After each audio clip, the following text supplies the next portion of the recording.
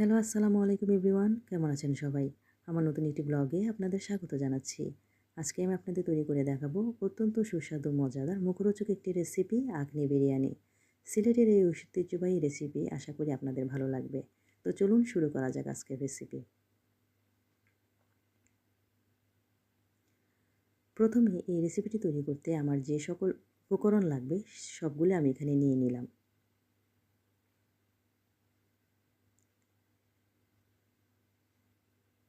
এখানে আমি নিয়ে নিয়েছি গরুর মাংস 1 কেজি পরিমাণে। নিয়ে নিলাম চিনি গুঁড়া চাল 2 কাপ পরিমাণে। আপনারা চাইলে এখানে যে কোনো চাল নিতে পারেন।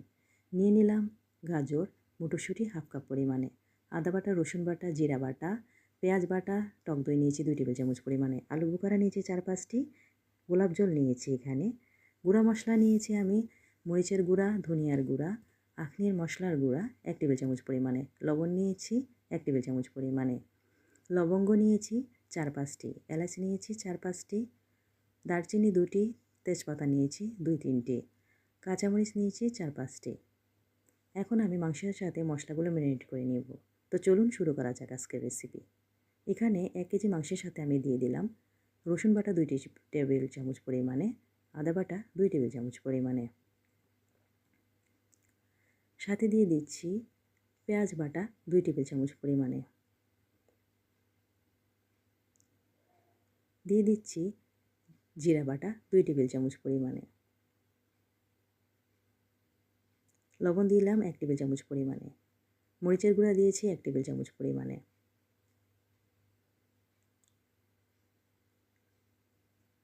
আখনির মশলা গুঁড়া দিয়েছি 1 টেবিল চামচ পরিমাণে।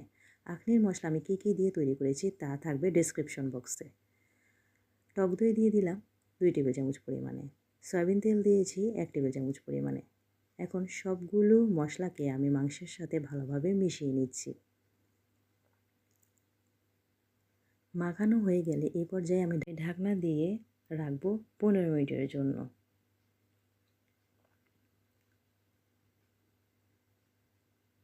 মাংসটা ম্যারিনেট করা হয়ে গেলে 15 মিনিট পর ঢাকনা খুলে এখন আমি চুলাতে রান্না করব।